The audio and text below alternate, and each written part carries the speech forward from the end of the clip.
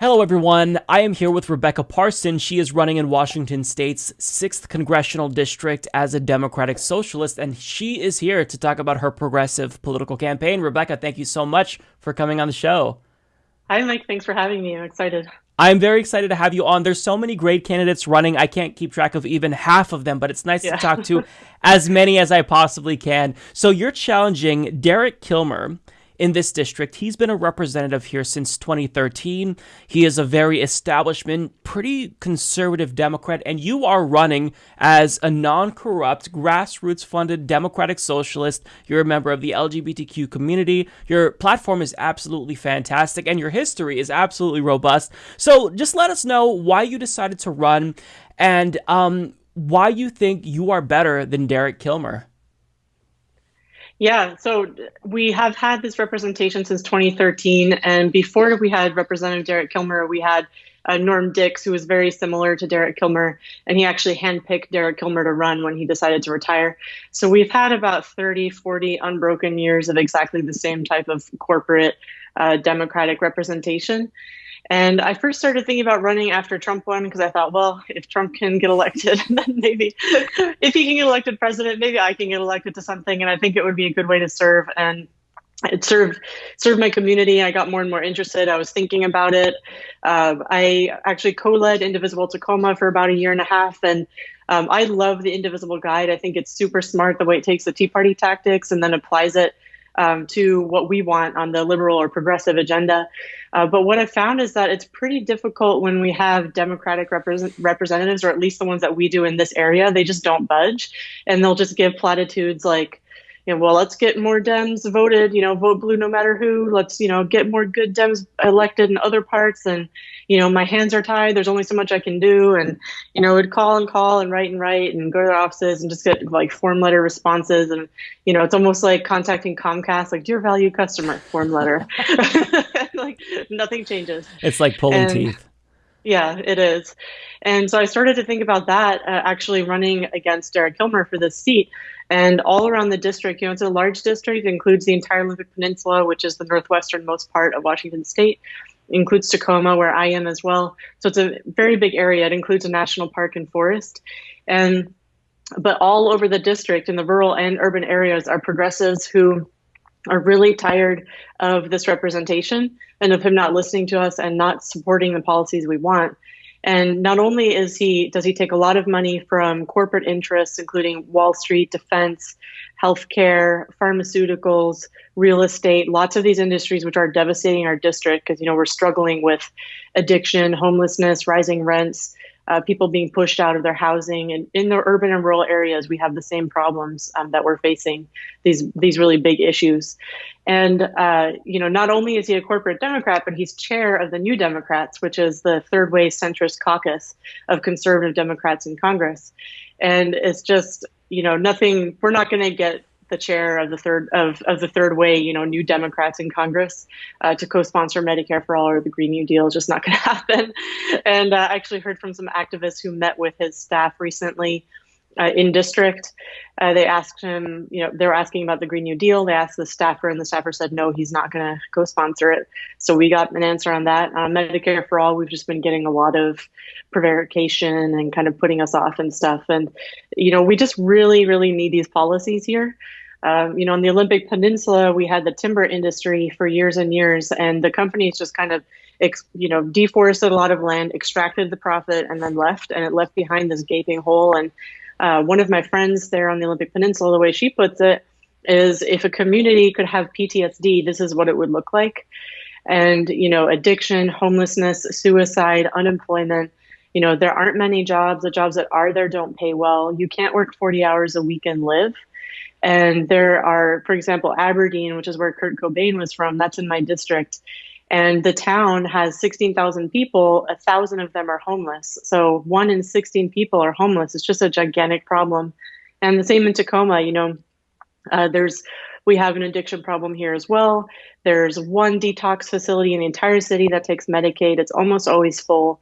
I think the two number one things we can do to address, successfully address the addiction epidemic here, and maybe in other parts of the country as well, but like definitely here where I've been talking to voters and residents, is number one, Medicare for all, so that people can get drug treatment, detox, and ongoing mental health services. So they can get clean and sober and stay clean and sober.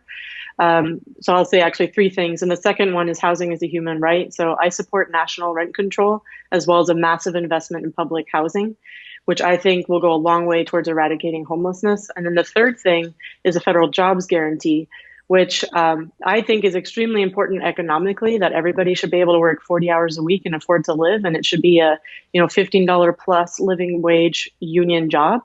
But the other thing that's great about the federal jobs guarantee is that it addresses the pervasive despair that's all over the district. Like, well, what's the point? Like, I'm just going to grind out the rest of my life working 2 or 3 part-time jobs because no employer will hire me full-time because they want to avoid giving me benefits.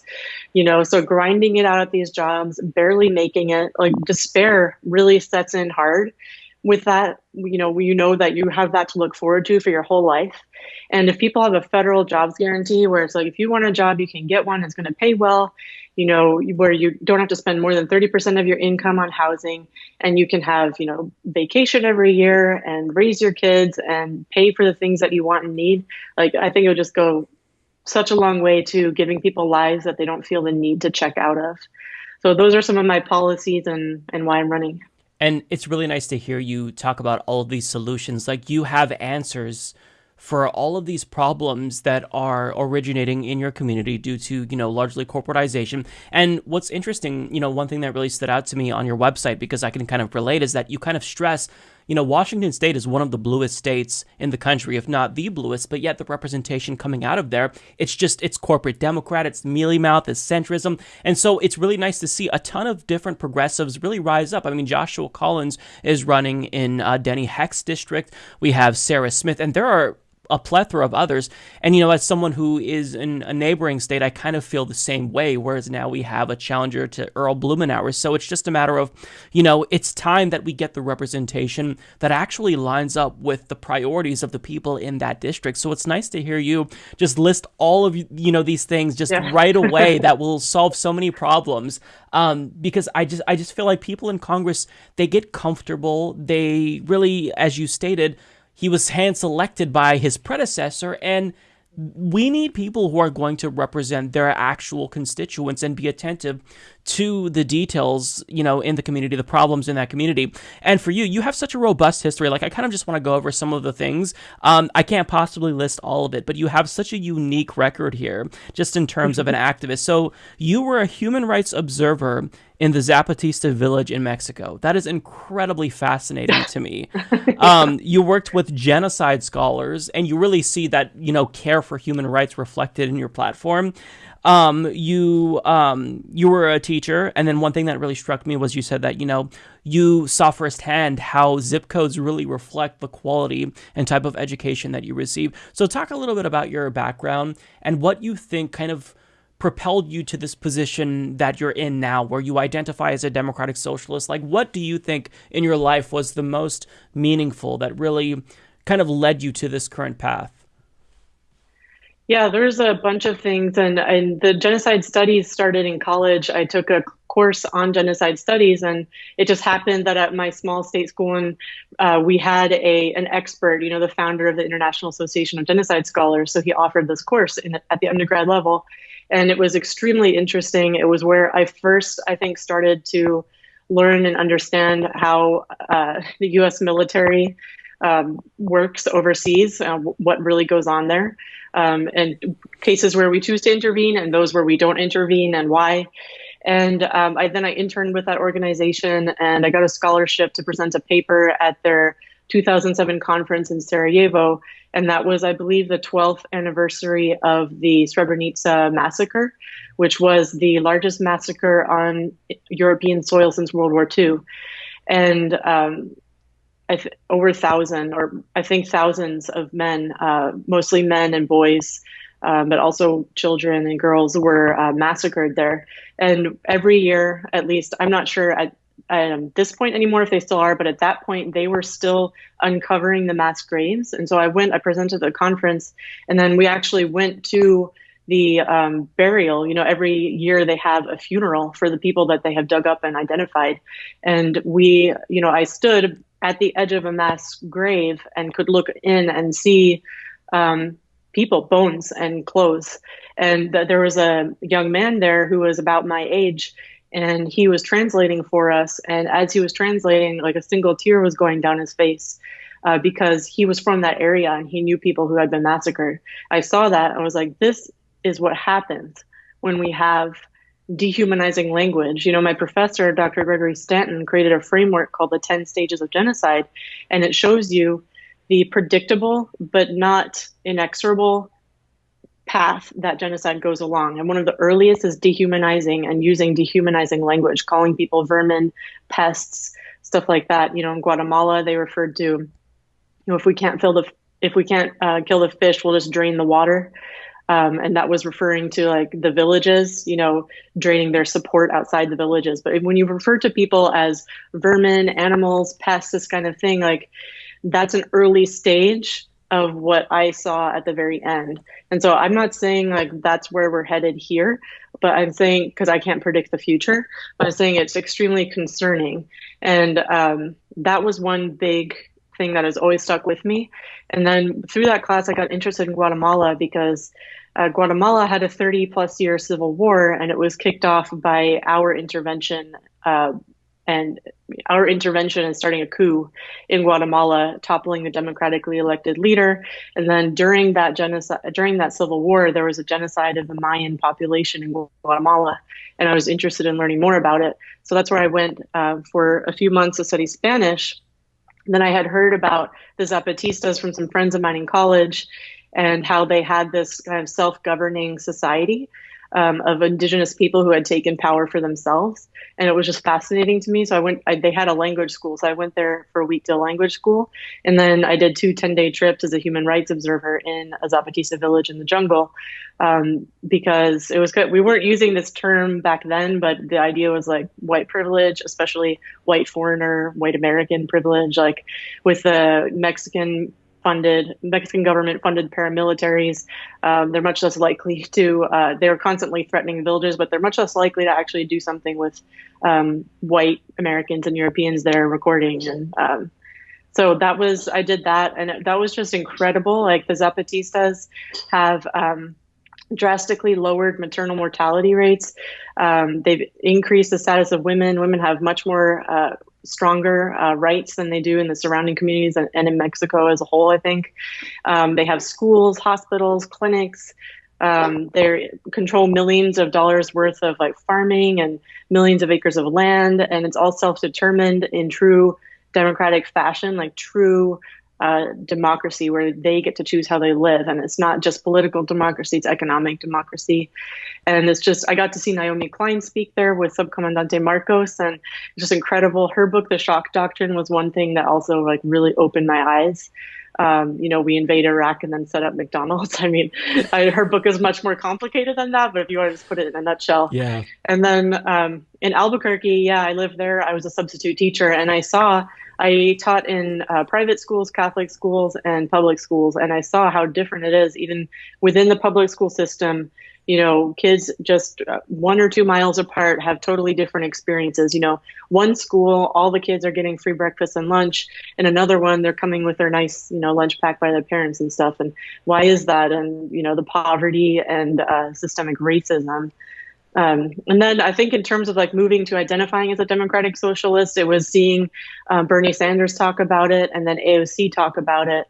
And her election was just extremely inspiring. Like I have been on the email list of Justice Democrats and Brand New Congress since they started. And I remember getting their first emails back in, I guess it would have been early 2017, and being like literally thrilled because like, this is where the vision is. This is where it's happening. This is not the corporate bullshit. Like this is really a left progressive vision that's really going to help people. And I got the first email from, I don't remember which one of the two it was, but like, hey, here's our newest slate of candidates we've just announced, and AOC being one of them. And when she started to rise, I was following her, and then she won. I looked back through my email inbox and was like, there was that first email where she was just there, like, local organizer, bartender, Alexandria Ocasio-Cortez. And then she went on to win. And I watched the whole thing happen. And it was just incredibly inspiring. And isn't it amazing how there's only like a handful of Justice Democrats in office, and they are the ones who get all the attention. They're the loudest. They've become the face of the Democratic Party, according to a lot of people, which is arguable, of course, but just in a matter of a year, not even a year, right? And it's so amazing. So the way that I kind of keep myself from getting too cynical, when I just look at things from like a number perspective in terms of corporate Democrats versus progressive Democrats, is to think of the impact that people have. And if we add like just 10 more Justice Democrats, what a momentous impact that would be. Like, we're getting such a powerful little block in Congress that we really can, like the Tea Party in a way, kind of dictate policy, drive the discussion, drive political discourse. And it really is so exciting to see. And what I love is that as I learn about each of these candidates and talk to them and look at their backgrounds, like, you can kind of see in their policy platform all of their life experiences reflected there. Like, I really see, a heavy emphasis on human rights in your platform. And it's just so fascinating. One thing that really stood out to me, because I don't see, too many candidates talking about this. We have, the standard Medicare for all, free college and whatnot, but you emphasize something that's extremely important to me. So it's ending ending gerrymandering and instituting nationwide ranked choice voting. Talk a little bit about this, because this is so important. This really could be a game changer, because if we have electoral reform, that would really pave the way potentially for multiple parties. Like, people talk about a third party, but I always argue we don't need a third party. We need like multiple parties. We need five or 10 six parties. We need robust like political ideologies represented in Congress. So why is this something that's really important and a key plank to you? Yeah, and I think that's a really good point, and I've heard people say, and I think it's right, that in other countries, the progressives and centrists would not be in the same party. Right. And we don't really belong in the same party. Like, we have this I'm a Democratic PCO. I support, it's because of Democrats that, I was able to get married. Like, right. Absolutely, they are different from Republicans in ways that have materially impacted my life. But we are also, like, moderates or centrists compared to me, very different on some things. And so if we, had ranked choice voting, I think it would really get rid of this kind of lesser of two evils approach to voting. It would let people vote for who they're really excited about. It would be much more fair. Ending gerrymandering is extremely important to me, because we just have these absurd districts, they go like that and then around and that kind of thing, so that they can have the voters they want, and also enact voter suppression, particularly of people of color and Black voters. So it's extremely important. Yeah, that's one thing that's really been on my radar. And there was a bill, and I'm blanking on the number currently, that I believe Ro Khanna sponsored that actually did just that. Like, it actually moved to multi-member districts, and I can't remember the number there. The district magnitude was like 2 or 3, which is still great.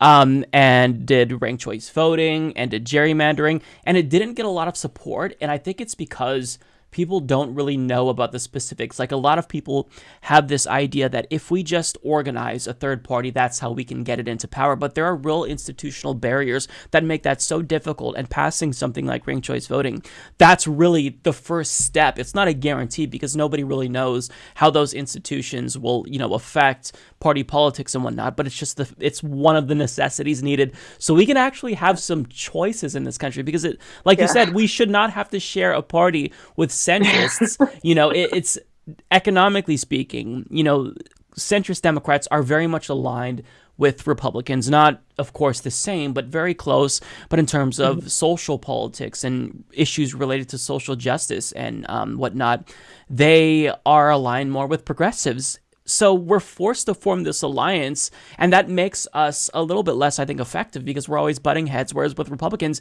they're all lined up on everything pretty much for the most part, and it's allowed them, I think, to be a lot more effective, not just in terms of shifting the narrative in the Overton window, but electorally speaking. So let's talk about your platform a little bit more.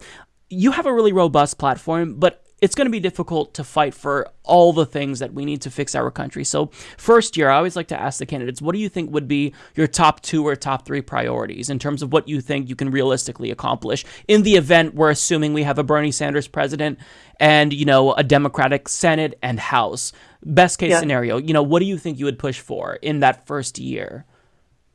Yeah, and that's what my dream is to happen is we have Bernie Sanders in the White House, we have a Democratic Senate and House, and then I think it could really be the start of a new era.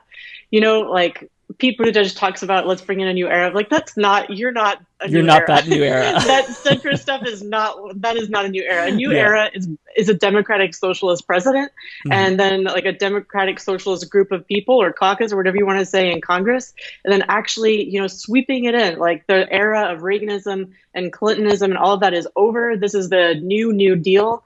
And I think it could be so exciting. And we could look back on it in history as like, this is when a new tide swept in of like progressivism to really get stuff done, and it completely changed the country.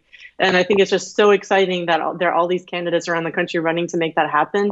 And my top 3 would be the Green New Deal, because that's one of the reasons I'm running. People ask, why didn't you choose something more attainable, or what makes you think you can do this? Start small. Or if they're, friends of mine who are just concerned, they'll say, like, you're a great candidate. That's why I want you to run for something you can actually win. And so the reason I think I can win it, I'm in it to win it. And I think there's a definite path to victory. And one of the reasons that I didn't wait is that doing the traditional political path to make myself, deemed viable by the establishment, going through all the steps, all the things I need to do, that would take much. I would get to that point by way past 2030, and we do not have the time for that. And Representative Derek Kilmer is not going to support the Green New Deal, and we need action right now. Like, we need a Congress in 2020 that elected in 2020 that is going to make it happen. Because that's an existential threat. And I think as well, I really like that the Green New Deal includes all these different elements of addressing what's some of the fundamental issues of our country, like making sure that it's racially just, and that is just from a class perspective as well, that it has the federal jobs guarantee. So what's great about it, and for one of many things that is great about the Green New Deal, is it addresses this existential threat. And then it also addresses other extremely serious problems that we need to tackle. The next thing, not next, but these 3 priority things would be Medicare for all and true single payer Medicare for all, not kind of a lightweight plan. I'm not going to co-sponsor it and then say, oh, I don't know anymore. I went to talk in the Hamptons and I'm not sure anymore if I like it.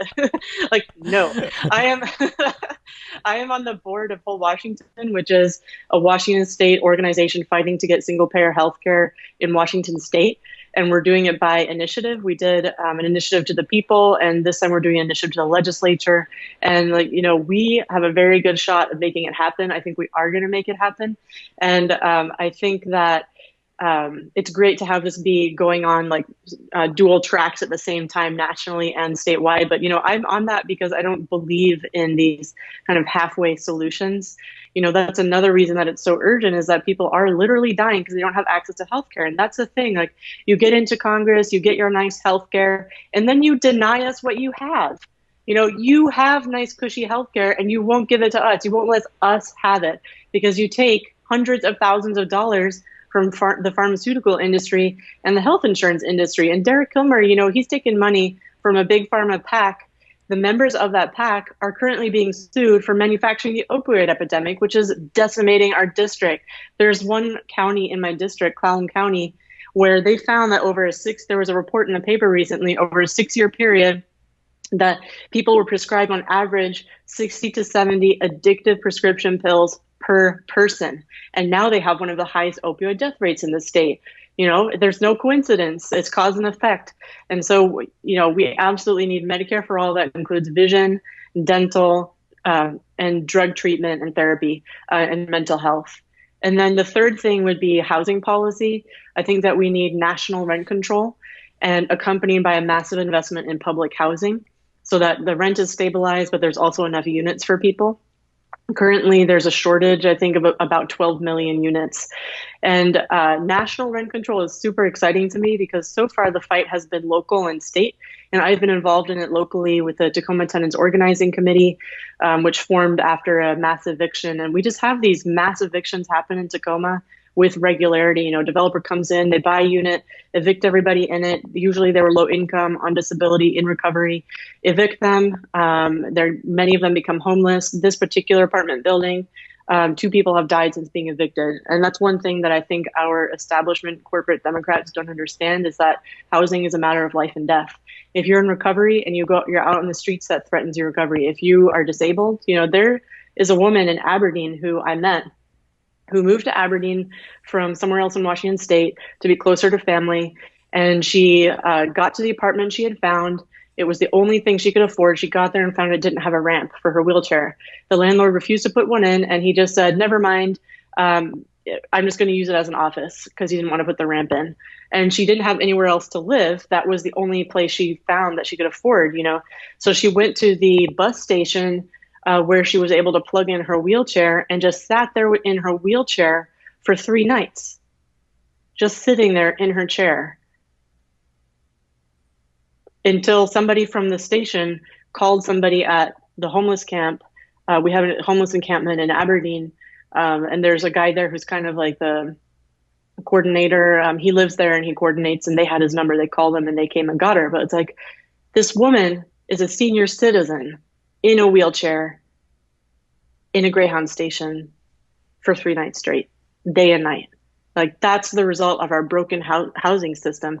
And housing is for housing. It's for people to live in. That's its primary purpose. It is not for people to make money off of. It's not for speculation. It's not for flipping. Housing is for people, and that's what my policy is about. And we've had some amazing wins around the country with local rent control and statewide.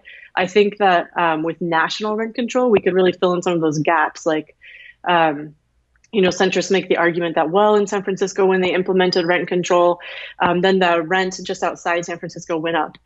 That's been disputed whether that study is true or not. I think it might just be, a centrist third-way talking point. But even if it were true, okay, so you're saying that the way one person put it to me was like, okay, we have a leaky bucket. That doesn't prove we shouldn't have buckets. It just proves we should fix the holes. Right. And what we need is national universal rent control that applies to everywhere in the country, and then accompanied with an investment in public housing. So those would be my top 3: Green New Deal, Medicare for all, and housing. I like that. And first of all, I love the leaky bucket analogy, but it sounds like that person is making the case for a national, housing and rent control type system. No, but one thing that really stood out to me on your website, because now I think that you and I, we're realizing that there are people who know that they have to say they support Medicare for all, because it's going to be difficult to get elected when the overwhelming majority of the Democratic Party base wants it.